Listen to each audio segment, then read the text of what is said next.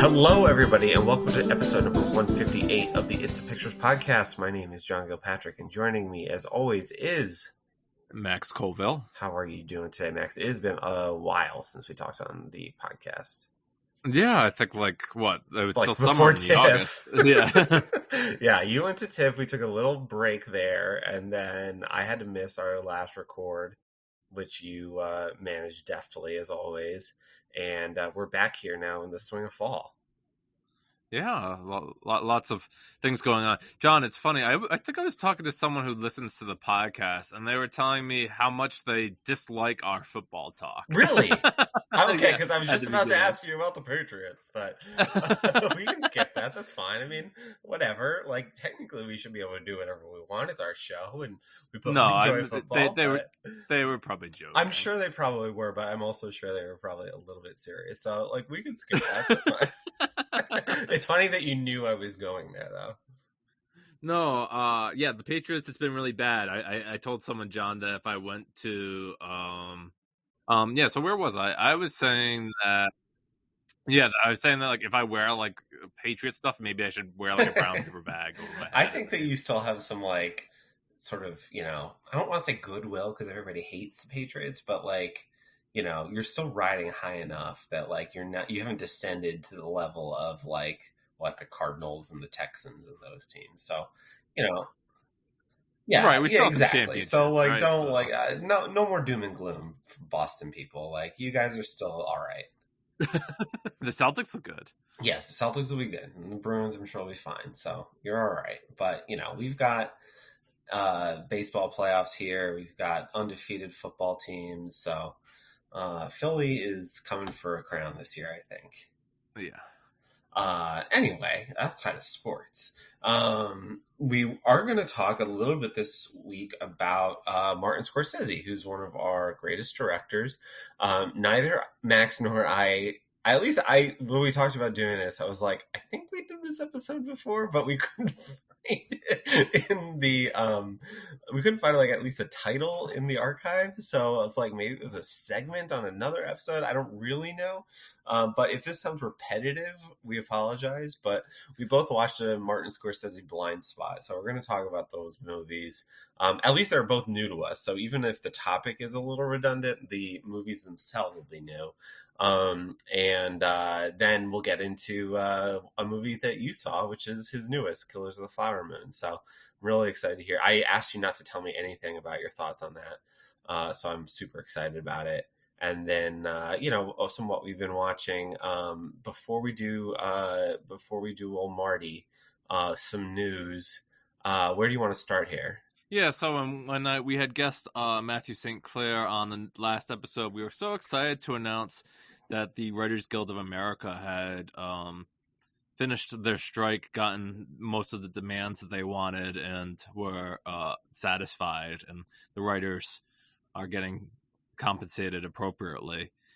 But yes, we were hoping that would trickle down into the SAG-AFTRA, the actors, and it doesn't look like that's the case after this past week report where the studios were playing hardball again, giving them a worse offer than when they started the strike. And it looks like the actors will be striking for quite a while now. Yes, indeed. So, yeah, I don't know. I'm not like, I can't say I understand all the politics at play here, but it's a little perplexing to me why you'd make a deal with writers and then still haggle with the actors. But that's what's happening. So we'll wait a little while longer for proper red carpets and all the fun acting stuff that will hopefully emerge when they get the deal they deserve. John, it's funny. I guess that New York Comic-Con is this weekend, not Film Festival. Okay, that's happening too. I think. Yeah, sure. I think so. Yeah. Yeah, I think Ferrari premiered last night or something. So they're having panels where, like, they're having the actors show up, but they can't talk about, like, the things that they're in. So they're just, like, talking about random stuff. Like, I guess, like, one of the guys was up there. He's like, "Oh, this is how I like my tea." Oh my it's, just, god. it's like some of the press people are like, "There's no way we can actually cover this for work because it's like such." Who's asking for that? I have no idea. It's just like they're like filling the space of like, okay, so we'll bring these talent in and we'll just have them sit there. Like I guess one of the panels was like Our Flag Means Death, which is the HBO show that came back for a second season. And it's just like they can't talk about the show at all. So it's like they're just like hanging out and chilling for an hour or so. I don't know. That seems like a giant waste of everybody's time, but whatever. I guess it's different. Yeah. So yeah, I mean, not really any. I mean, I guess the news is just that it's still ongoing and not entirely resolved, like a lot of people hoped. But um, I want to say hopefully soon. I have no idea. I guess I'll say that I hope it takes as long as it needs to. Yeah, I think the only thing that I saw that was like effects max was like I guess they would be delaying for your consideration screeners for SAG-AFTRA, obviously, Uh, because if they're striking, they're not going to send out screeners for that group, and they make up a large group of people who receive for your consideration screeners. yeah. I think there's like over 160,000 members. Oh my god. So Aren't we at the point where they're supposed to be all digital now, though? Anyway. I guess, but Yeah. I don't know what their thoughts on that would be if they think like, oh, if the actors don't get their demands and the strike ends, then these award shows are going to be delayed because they need the stars to walk. Yeah, they're not doing an Oscars with no actors. Yes. So they're like, maybe the whole season will be like pushed or delayed. Ah. All right. Well, we'll see. That'll be interesting. So in other news, there was a article about how I only saw the first part of this, but Best Buy was going to remove itself from the physical media market starting in 2024. So all the hours I spend browsing DVD and later Blu-ray shelves at Best Buy are going to be figments of my memory, I suppose. And kind of relatedly, Target is going to downsize its selection of physical media. I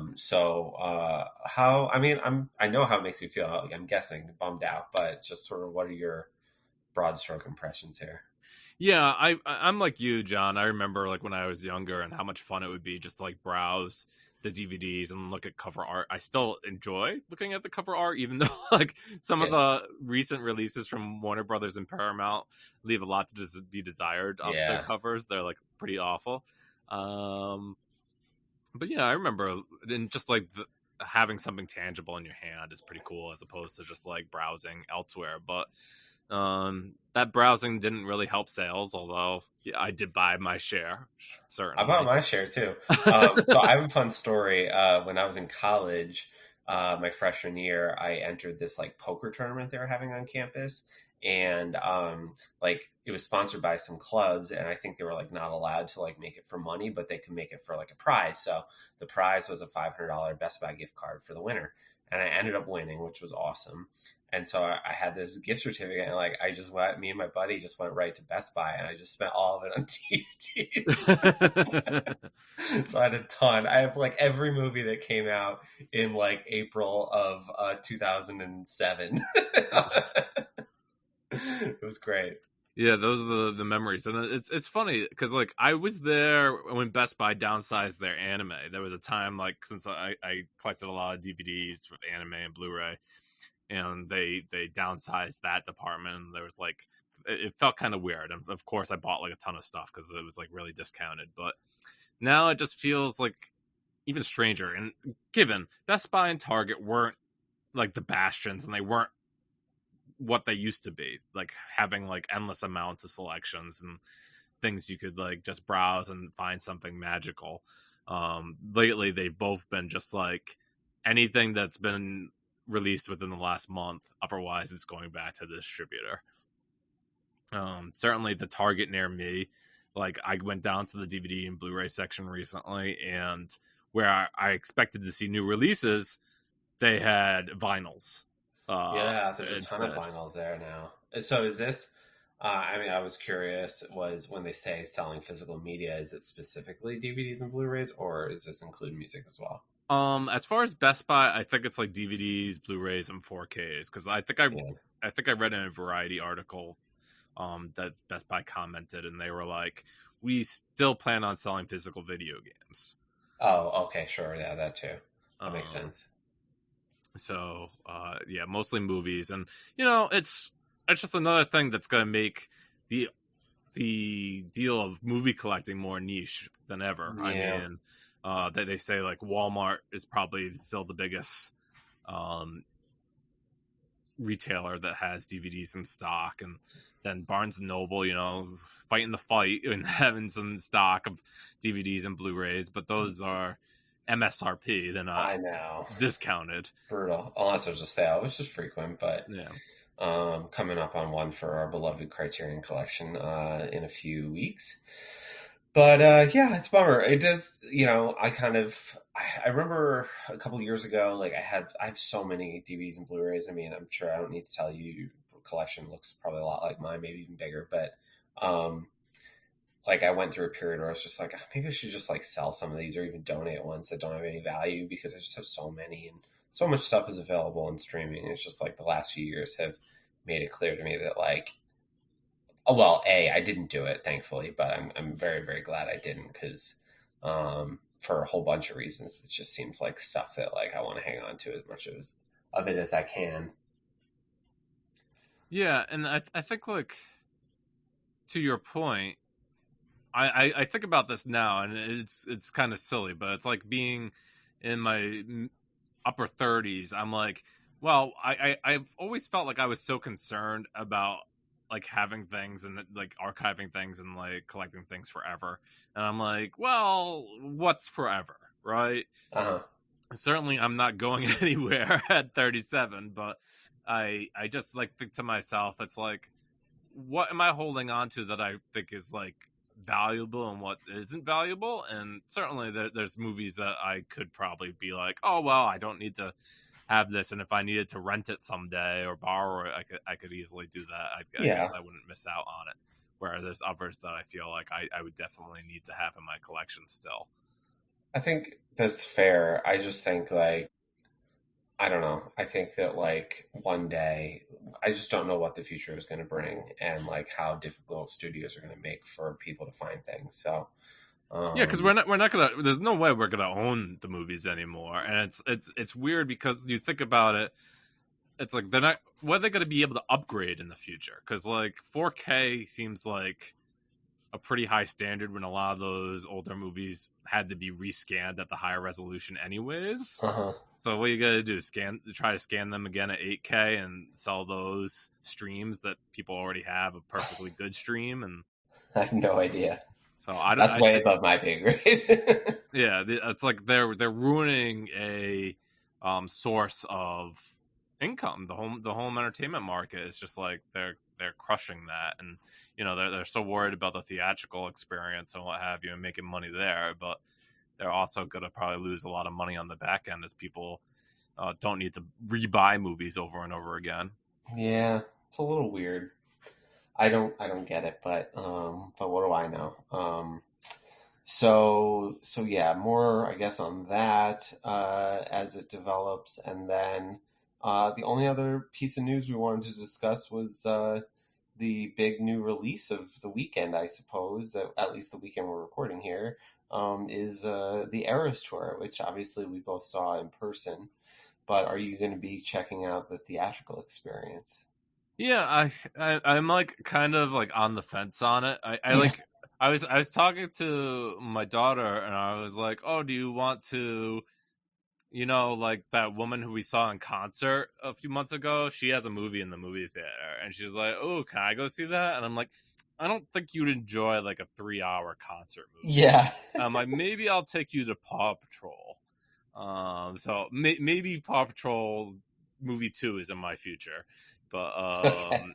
I don't know about Eras Tour. I know there's certainly a lot of people excited that couldn't get tickets to the concert. They're like, oh Really? yeah. I've talked to a few people who are like, oh, I'd absolutely love to see it in the movie theater because they're like Wow. tickets were obviously not only difficult to get but expensive, and apparently this does a good job of replicating that experience. And from my understanding, there's lots of people in the theaters like chanting along with Taylor and like standing up the whole show. So Yeah. I'm guessing that is definitely first weekend type things. I think like this is a very special release. Like it's supposed to only play like Thursday, Friday, Saturday, Sundays, and it's gonna do that for like 3 weekends. That sounds about right. Yeah, and then she has the meme-worthy prices of $19.89 and $13.13 for Oh, kids. for God's sake. Okay, well, whatever. You Yeah, and Caitlin gonna go see it? I think so. I think Yeah. so. We definitely like wanted to avoid opening weekend, just assuming that it was going to be a zoo and that, just a little bit too much of like, people just jumping up and singing and giving each other friendship bracelets and such. So we thought we'd sit that out and maybe catch it, at a later date when the buzz has quieted somewhat. But do you know like what it's like tracking for box office wise? I think like the last I saw was that 100 million plus opening is expected, Jeez. and like it's already the highest grossing concert film ever before it even opened. Oh my God. I So predicted over 250 total, which maybe is a little bit generous, but because I do, you would imagine that like it's going to die a quick, but yeah, it's front loaded. yeah, but they could just extend it by a week too if it's like still hanging on there a little bit. Yeah, I think it's smart not to play it during those like Monday, Tuesday, Wednesday days because Sure. you get demand. I mean, I feel bad for the movie theaters. Will be like people will go and be like, "Oh, I want a ticket to the Taylor Swift film," and they'll be like, we can't play it today." Yeah. That's gonna be a weird conversation. Yeah. So, all right. Well, certainly if either of us gets there at some point, then we'll report back on our next or later date episode. But I think we can switch from one great master to another and talk a little bit about Martin Scorsese. So, like, he's somebody, obviously, like I said earlier on, like, I can't remember if we exactly like what context we've talked about him previously, but I don't think it hurts to repeat because it's been a little while. I mean, he hasn't had a new movie come out in 4 years. Yeah, since the Irishman, so Yeah. So it's been a little while, I'm sure. And I think I saw a GQ video, John, that he did like 2 weeks ago talking about his classic movies, and he was like, he's been out a bunch, and I think that probably has a lot to do with the fact that the actors are on strike, right? Yeah, Leo and Robert can't be out. yeah, for sure. And Lily, right? Jesse. But just I don't know. Like, what's your Scorsese relationship like? Yeah, for a long time, like I didn't get like what people saw in him, probably because I was unfamiliar with his films, because his films tend to skew more adult. Sure. So it took me a long time to become introduced to him, as opposed to like knowing Spielberg my whole life. Because right. His films are a lot easier to approach. Certainly, when I was 12, I was not watching Raging Bull or Taxi Driver. So I think like my first real movie that I caught of his was Gangs of New York, and that's like where my relationship started with him. And I don't know, I always like, because his movies had that harder edge and weren't like so easily digestible, I remember like fighting against his movies sometimes, like when like how we watch Oscars and we pick a winner and like an enemy, if you will. Like I always saw his movies as the enemy. I guess like even like Clint Eastwood's $1 Million Baby, I guess, was against like one of his movies. Yeah, it was The Aviator that year. Yeah, and I was like, oh, $1 Million Baby all the way, that's gotta win, and like it did. But certainly I look back at that time and I think differently. Just like the other day, I was thinking to myself, oh, I remember when I championed Eddie Redmayne for Theory of Everything, but thinking back on it, Michael Keaton, he probably should have gotten it for Birdman. Yeah. Even though I don't love Birdman, he is that movie. Yeah.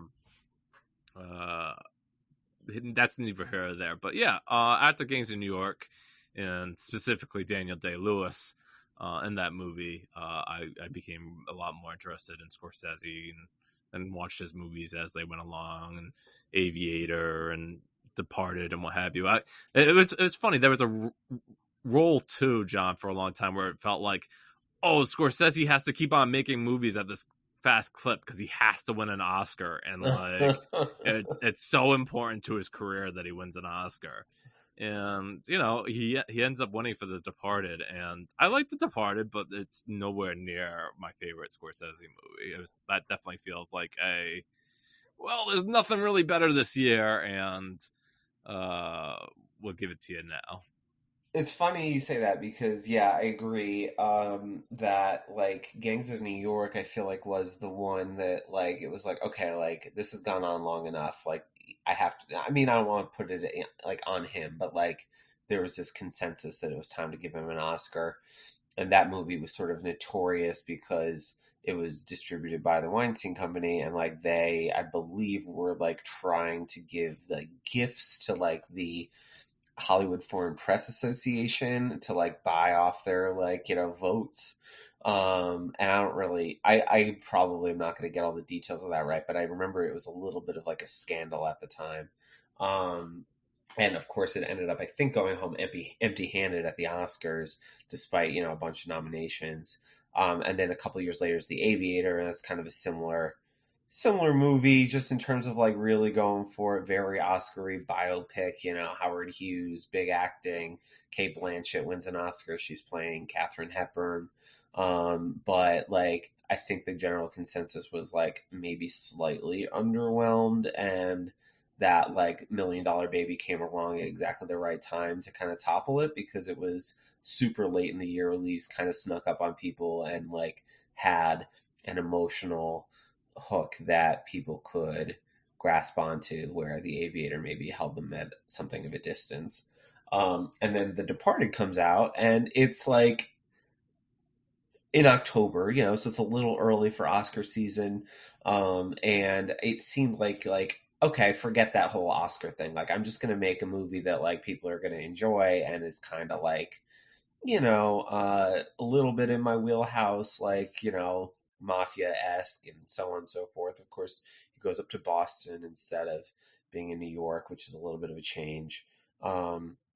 But it ends up being the one that he wins for. So it's kind of funny how that all went down. But I agree. That's kind of the time where I entered the picture. I think The Aviator was my first movie that I saw. And then would have seen Gangs of New York maybe retroactively. And then The Departed was the first one I saw in theaters. And I haven't missed any since then in theaters, with the exception of The Irishman, obviously, which was a Netflix release. Yeah, and I've seen probably, I mean, with the addition of my blind spot that we're going to talk about here shortly, I think I've seen, maybe all but like 5 or 6 of his titles, and that doesn't include like shorts and documentaries. But in terms of his like narrative feature length films, I've seen almost all of them at this point. Certainly, like, would love to complete the puzzle at some point in the future, but yeah, I still have a few that I'm missing. I'm missing like Condon. Yeah, same. The other one that you're going to talk about today. Okay. New York, I think, is another one of his that I didn't see. I haven't seen that. That didn't even ring a bell, to be honest. Some of the 80s stuff for me is just a little bit like blind spotty, but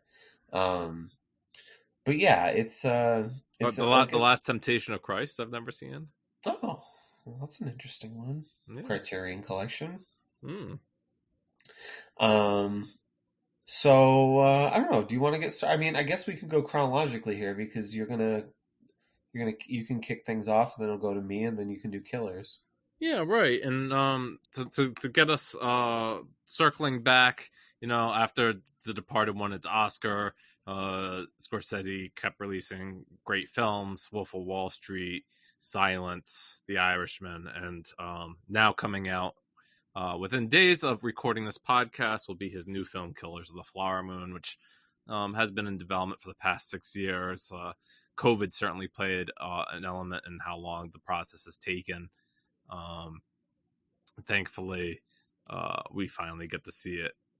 And for me, I went back, and I always thought Mean Streets was Scorsese's first picture because of how much attention it gets, but Yeah, I know.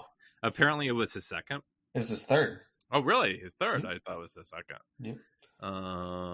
And Mean Streets is coming out with a Criterion release in Yes, November, right? November. Yep, It'd be part 4K. of that big sale month. Yep, and so if you haven't seen it, that would be your opportunity, audience, because I know John's seen it. I have. But yeah, Mean Streets. I don't know why I didn't see it for so long. This is just basically Scorsese's like almost premiere gangster film, and a lot of it like must have seemed really alarming at the time, but now that I've seen so many Scorsese films, I know like his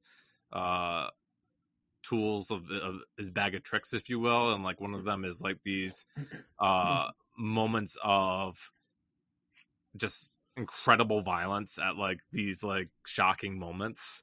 Yeah.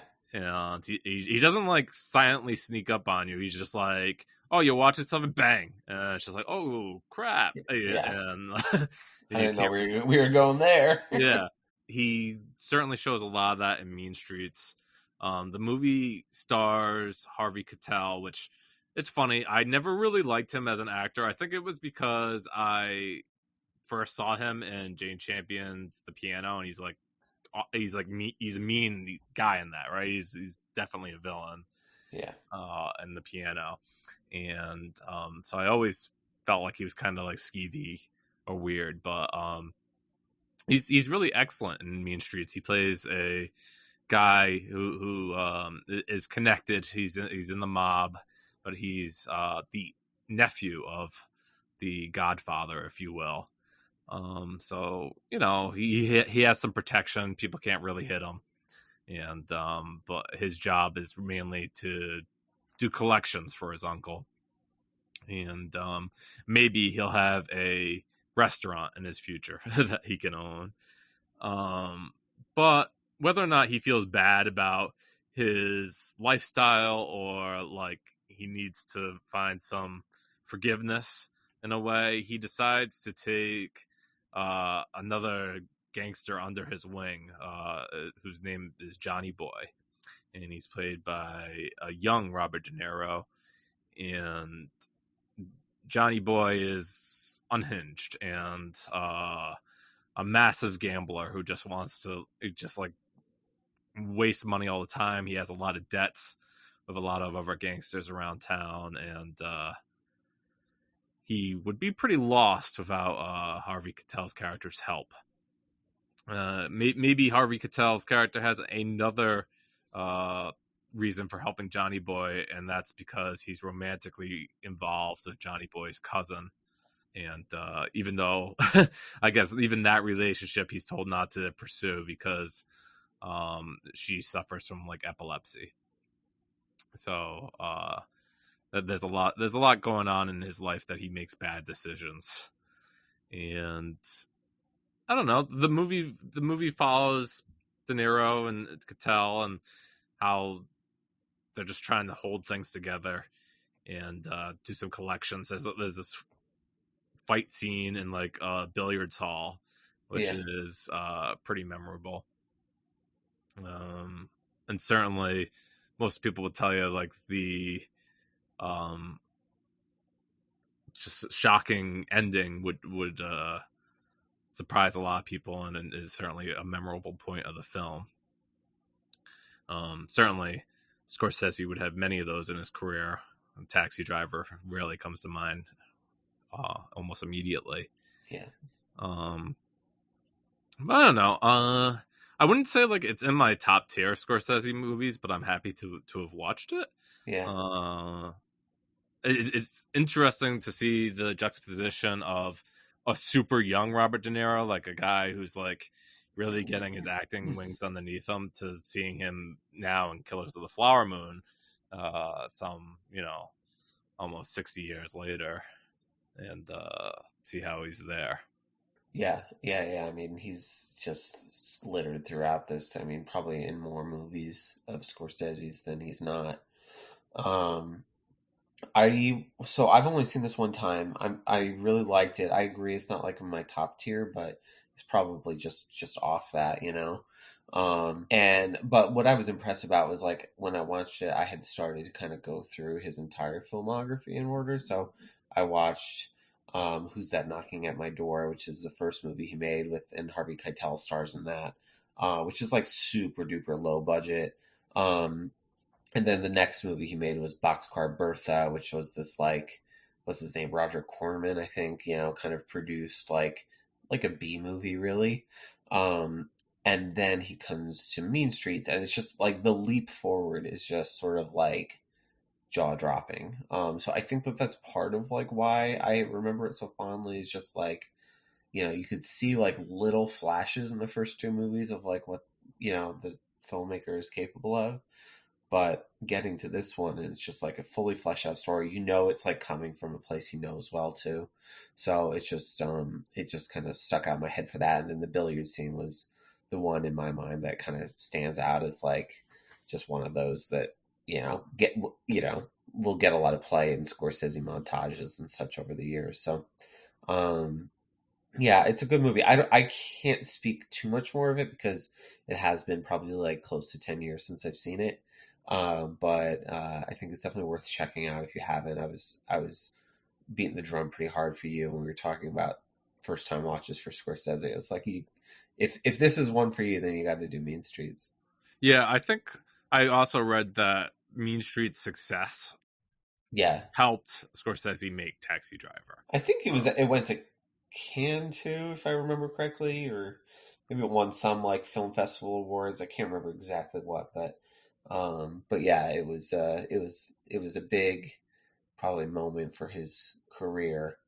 Um, and Because apparently in that GQ YouTube video, it was oh like yeah, right. Scorsese's like, you know, no studio wanted to touch Taxi Driver because of the controversy of the material and like, but they were like, oh, once they saw De Niro and could attach Scorsese to it after Mean Streets, they were like, Mm. they found a way to do it. And he said it's funny, something like a movie like Taxi Driver, they were afraid like how it would depict like how people are in New York, and it's funny like that's how people really are today. It's like probably at least half of them. So Cool. All right. Well, I'm glad that that was a good experience for you. The movie that I watched for the first time this week was The King of Comedy, which came out in I think 1983. Um, it was something. So I'm guessing you saw this 1982. Excuse me, but you saw this like video that was going around that he was in with his daughter. yes, Okay. yeah, the Francesca Yeah, Scorsese. Francesca Scorsese was asking him what like TikTok slang words mean. It's Um, definitely worth watching. it's really funny. At one point I can't remember what the word is now, but like there was some word that came up, and he like once she explained what the meaning was to him, he was like, "Oh, that's like when you know the Entertainment Tonight called the King of Comedy like the bomb of 1983 or something like that." So that it was just people were I think commenting on like how sharp his memory was for any slight, Yeah. but it came out in the context of the King of Comedy, which like it's funny that happened because in my head like I knew a little bit about this movie, and like I always just thought it was like pretty highly regarded, and I didn't realize that like it was a box office, at least a box office bomb at the time. I think critically it was fairly well received, although maybe it wasn't. Maybe its reputation has grown over time, but people really didn't want to watch this movie when it came out in theaters. Um, and I guess like to an extent I can get that. Like it's it's not a pleasant movie to watch, although I think it has a lot of redeeming qualities.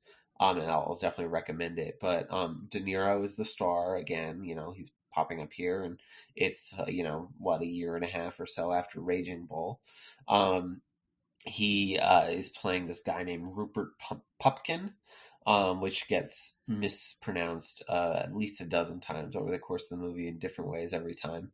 And he is I guess to say like an aspiring stand-up comedian is one way to put it, although it's hard to describe because like all we ever see him doing is kind of like stalking this like very successful late night talk show host who's played by Jerry Lewis.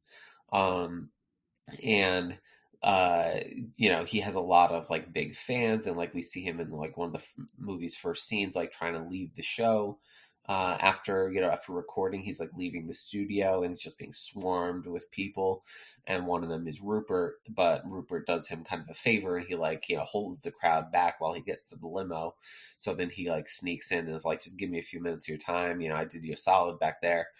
And Jerry Lewis's character is just kind of trying to like be nice, I guess, to him. But he says like, I want to come on and do my stand up. And he's like, well, we're not going to do that, but thanks anyway. You can send in the tape and we'll get back to you. But he ends up just kind of like coming in to the office every single day. If you listen to my tape, well, when am I going to be on? Blah, blah, blah. And he's telling other people in his life that like, oh, him and Jerry are friends now. And he has a woman who he went to high school with, who's named Rita, who's played by actress named Diane Abbott. And he wants to like impress her, so he's like, oh yeah, I'm gonna be on the show, me and Jerry are good friends, and blah blah blah, and just basically like increasingly gets himself to the point where he's like faking it to make it. But like they're just out, the attempts are more and more outlandish and uncomfortable to watch. It's like very very uncomfortable, him showing up at Jerry's vacation home with his girlfriend, and inviting himself in to spend the weekend, so things of that nature. So it gets kind of crazy, and I guess I'll probably leave it at that. But but to say like Todd Phillips was watching this when he made the Joker would be accurate. Yeah, so I was gonna get to that. So like one of the things I knew the most about this movie was that like it was a major influence for the Joker, and 100% is. I do think that like having seen the Joker and knowing that, like I expected this movie to kind of go in a slightly different direction than it ultimately does. But I think that it's fine that like that like if it did, then it would have been, the Joker would have been a shot for shot remake of this movie, and it's not like there's definitely some differences, but even you have Robert De Niro be exactly, which I don't think was a coincidence. I think that was part of the design of Joker. But I think that like what you'd say about the King of Comedy, like really simply, is that it is Joker crossed with Network, the Sidney Lumet movie, which came out 7 years earlier. It has a lot to do with that in terms of kind of like where it leaves you. So I thought, it's like definitely a worthwhile movie. It does feel like a bit of an outlier in Scorsese's filmography, although like you've got De Niro, you've got kind of like New Yorkers on the edge of sanity, and a few other kind of touches that work, but it's a little bit of it's just an oddball movie, especially if you don't know what to expect. Like I think I was prepared for its kind of unusual beats, but again, I can imagine that if you're going to see this cold and expecting to see, the next Taxi Driver or Raging Bull in 1982, that you are going to leave and have a little bit of a sour taste in your mouth and maybe not recommend it to your friends.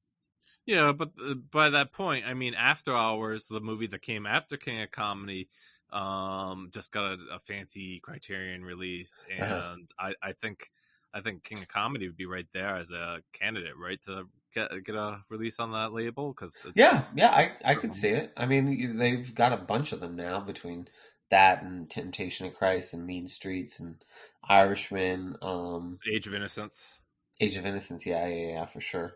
So you can imagine that that this is one that they'd want to resuscitate, and who knows how many more we're going to. They have the shorts collection also. Yeah. So yeah, it's definitely a good movie. Oh, good. So it wasn't just like, oh, I watched it and I didn't like it, but No, I was glad to watch it. I mean, I would say that, for me, I don't know, like, again, it's been so long since I've seen Mean Streets, but I feel like this is to me like, tier two Scorsese along with Mean Streets, and I'm sure others. But it's definitely not a Goodfellas. It's definitely not a Taxi Driver. It is, yeah, very solid, worthwhile movie. I'd watch it again. I'm not like rushing to, but it was good and interesting. yeah. So John, funny since we're doing blind like almost like blindside watches for Scorsese. I'm looking at his filmography, and there are quite a few here that I have not seen yet. Okay, Not only have I not seen Kundun, but I haven't seen Bringing Out the Dead. I love Bringing Out the Dead. So I haven't seen that one. I have not seen Cape Fear. I haven't seen that either. I already mentioned Last Temptation of Christ. I have not seen The Color of Money. Oh, you haven't Um, seen that? I thought you have. The King of Comedy. I have not seen New York, New York, and his two first films. Okay. So still plenty of Scorsese for me to explore. Yeah, If yeah, yeah, no doubt. Um, I think I was there was this really great interview with Scorsese too, since he's doing all this press for Flower Moon, and he said like he thought he was going to be done with making movies when Warner Brothers came up to him at the end of Departed and was begging him to keep one of the actors alive so they could have a sequel. I know. Well, I mean, they still like they talked about that forever. And he's just like, I can't believe that they wanted me to do that. He's like, then we tested the movie, and the movie tested great with everybody dead. So he's like, they went along with it. Um, it's kind of crazy. Yeah. But in that same interview, we might have talked. I might have talked about with Matthew Sinclair on the last episode. But in that same interview, he's talking about, um, you know, his later years in life, and Uh, I wonder where he is in his filmography, whether or not if we're lucky to see another two films out of him because he's in his early 80s now, or if he's gonna do a prolific run and keep on working like Clint Eastwood did to the.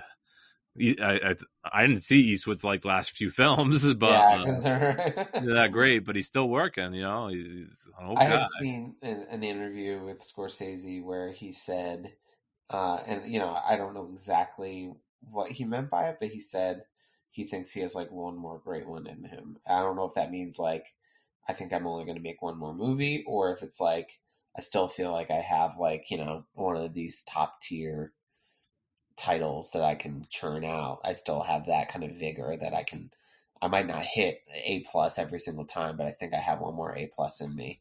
I'm not exactly sure the context of that exact quote, but yeah, I mean, it will be interesting. It does feel like, I mean, The Irishman certainly felt like a career capper in a lot Yeah, of ways. yeah. The way it was, especially with its ending, and Yeah, and now here we are, like he's doing another one, and it's not thematically so like on the nose for summing up his career, but he's bringing back De Niro again, and he had to do another one with DiCaprio, who is his probably second, you know, second muse. muse. Yeah, right, exactly. So it's interesting that like he wanted to make sure, I guess, maybe that he worked with him one more time. Yeah, and it's funny, John. You read the novel, right? No, I haven't.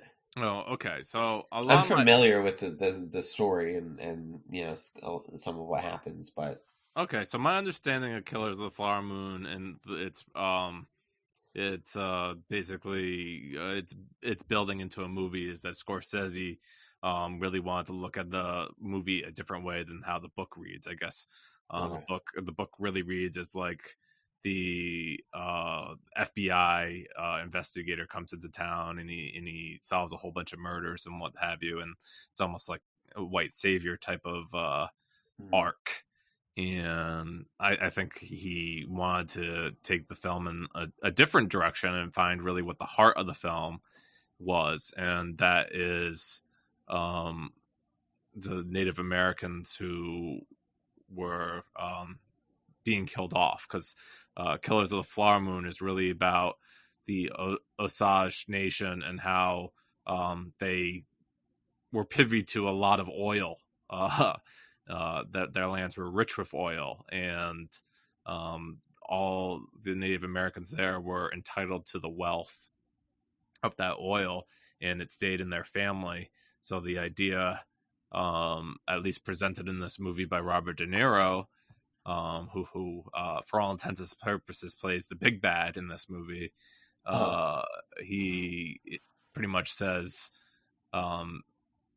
let's marry into these families and get the rights to their money, their oil money.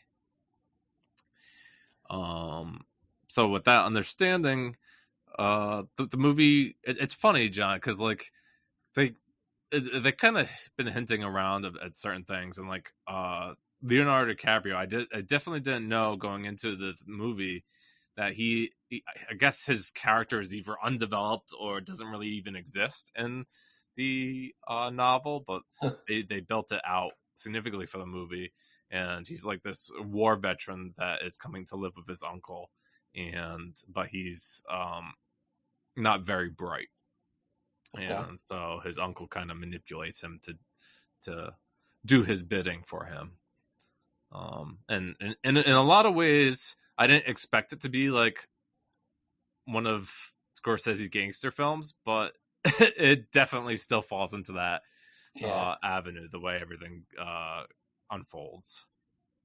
Interesting. And it's definitely a really good movie. He had a soundtrack from Robbie Robertson, the late Robbie Robertson, who was part of the band, which Scorsese filmed during the Last Waltz movie.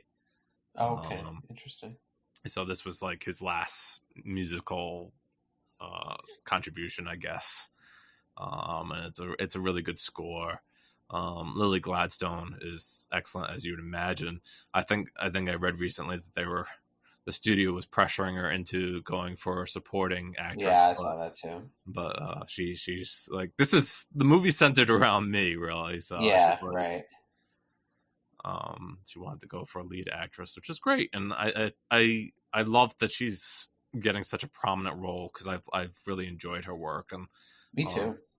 And Scorsese said in interviews recently, like he's like, oh yeah, I saw a certain woman and I thought she was perfect in it, and she was. Yeah, and it's great that she's getting such a big role here.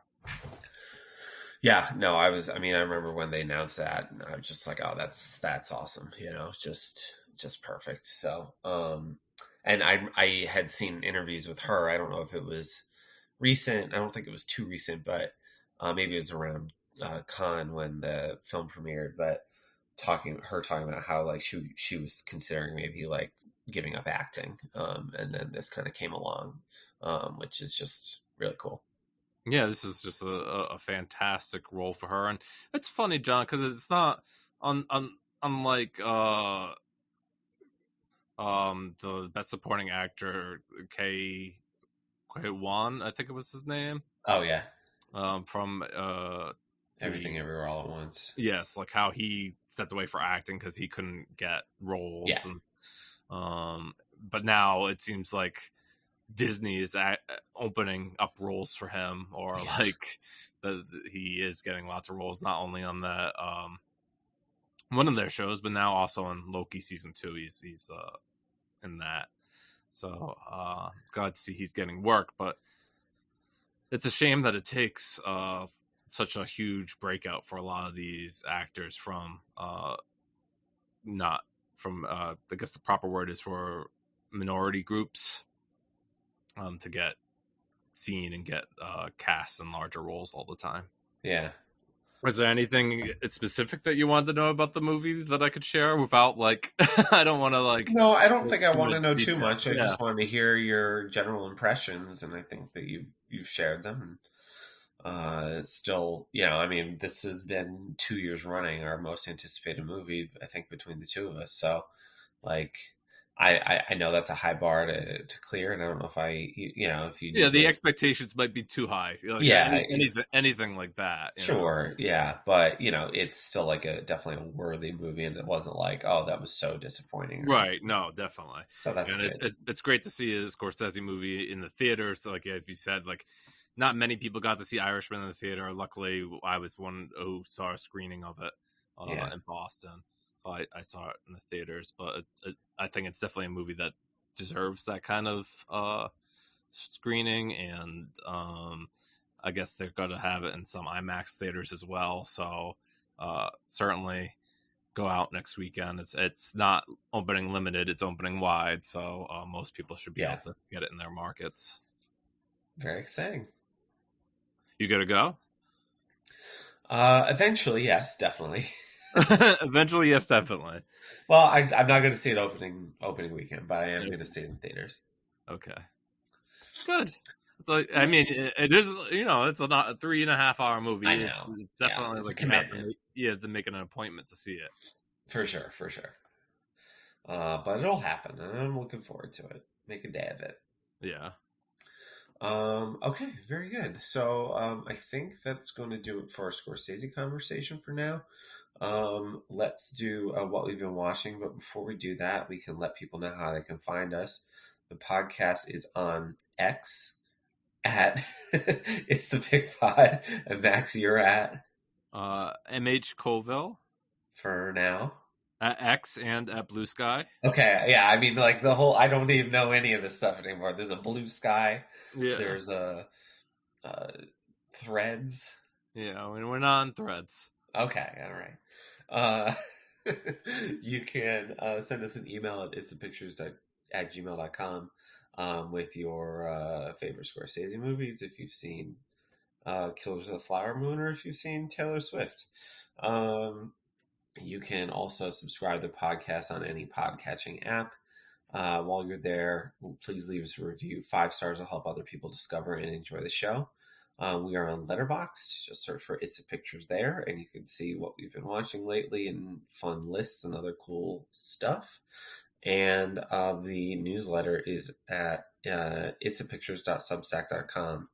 And what have you been writing about of late, Max? The most recent thing was just recapping a very busy September with the fall festivals. I think, John, I watched enough movies in September to make it so that I could have watched a movie every day. So probably about like 30 movies in September. And understandably, I've only watched 3 movies in October, and we're already halfway through. So I was definitely burnt out.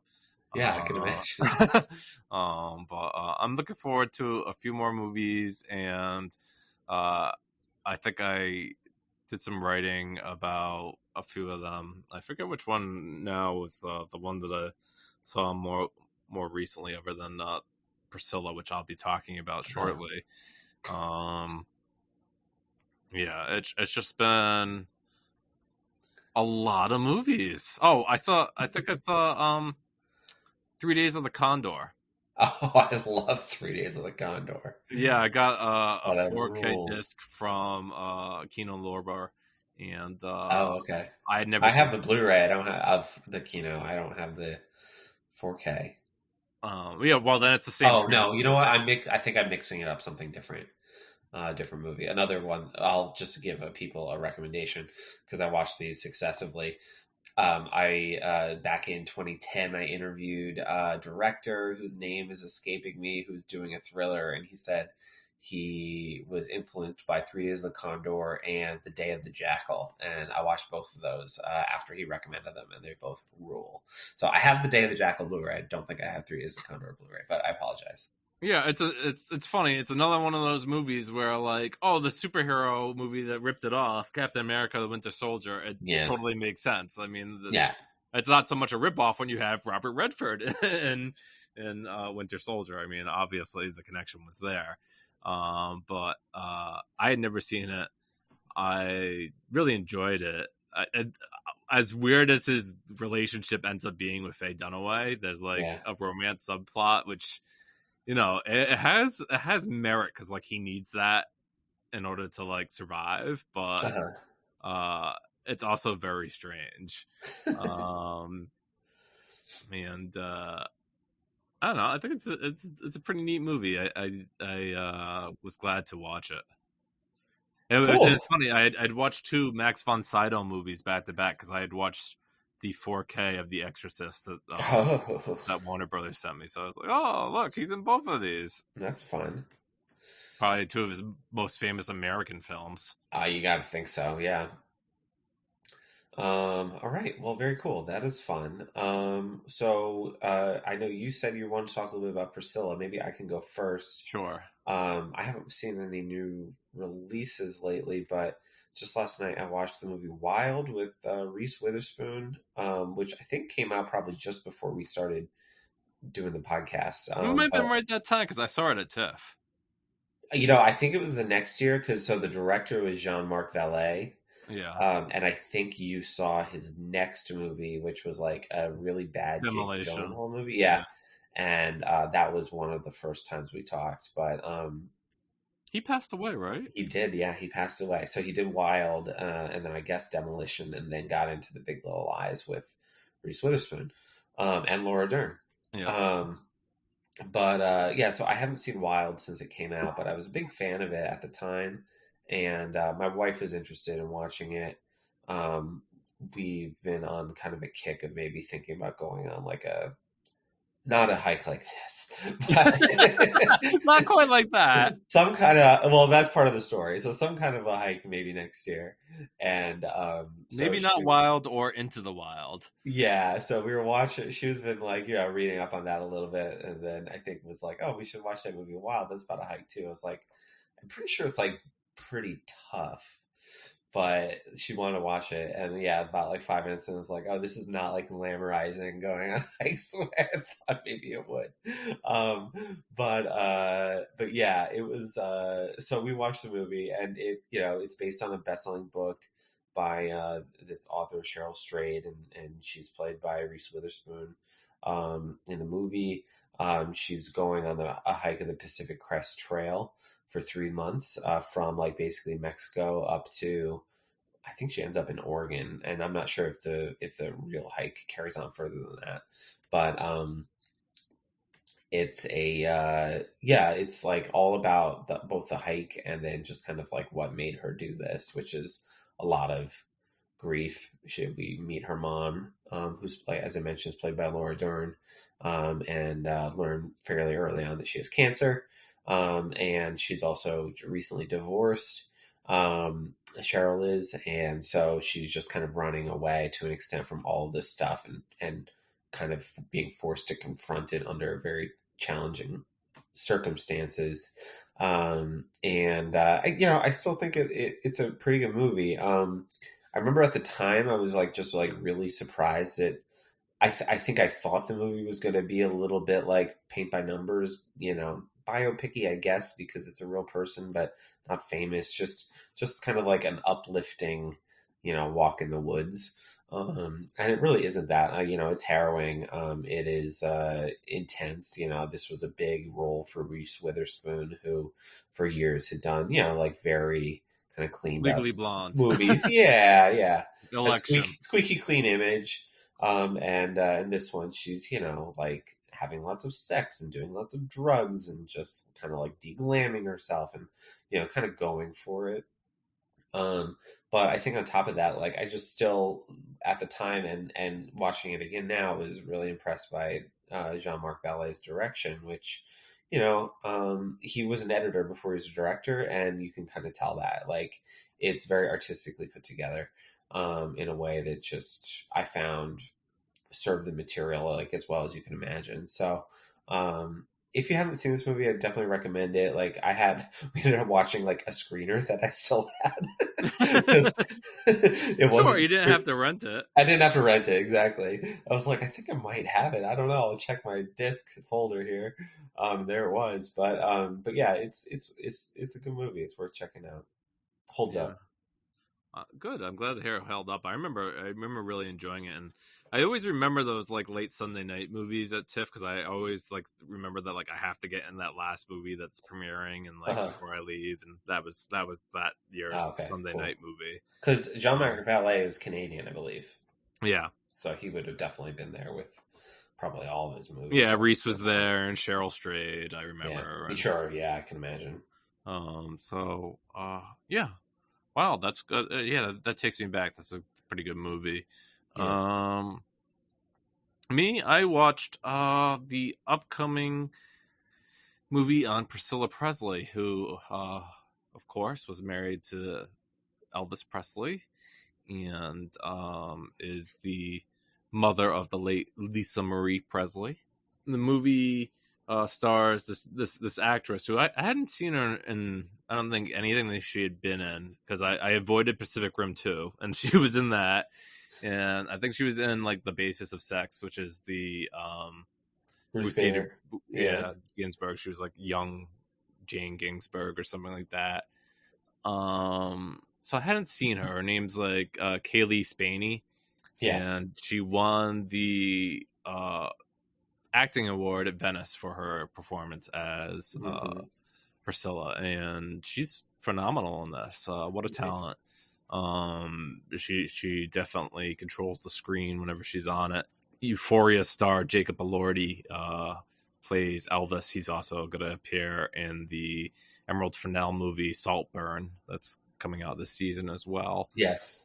Um, so it's their relationship, but from her point of view, which is great because even though we had Baz Luhrmann's movie last year, and her character briefly appears in that movie, and like 2 scenes, this gives you a lot more from her perspective and her life, Uh-huh. and from when she was, started dating Elvis when she was like 14 years old, and he was giving her sedatives and uppers because like that's what he was doing, and he's like, oh yeah, this will help you sleep, and like you're like, oh, this is swell. So like, we can read it in 2023 as like, oh, this probably wasn't the healthiest relationship, Yeah. but you also read it as like, what was Priscilla's parents supposed to do? Why the movie shows them opposed to the relationship.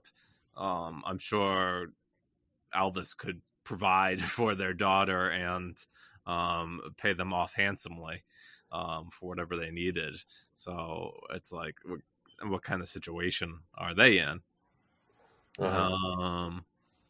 But yeah, and what's really another cool thing about it, John, is that apparently they didn't have any of the permission from the Elvis estate, which Right. it's hard to know who controls the estate, if not Priscilla Presley. I guess like now her granddaughter Riley Keough is in charge of the estate, but they don't use any Elvis movie music in this Elvis movie. Yeah. Right. Yeah, which is so weird. Yeah, but they collaborate with Phoenix once again. The director Sofia Coppola is married to one of the musicians from Phoenix, so that makes sense. And they put together another entertaining soundtrack, a lot of songs from that era that work with Priscilla's predicament and her life. And while Elvis is away, she's living her life through the tabloids, really, and looking at what Elvis is doing with other women, or how his career is making their life a little less the fairy tale that she thought it was going to be at the start. But yeah, I think it's like probably my favorite Sofia Coppola in a long time, John. Okay. Not ever, because I know No, that, yeah, no, okay. no, in a long time. Like In a long time. Fair enough. I was like, I don't really care for On the Rocks. The Beguiled was Yeah. like a remake, so that was fine. So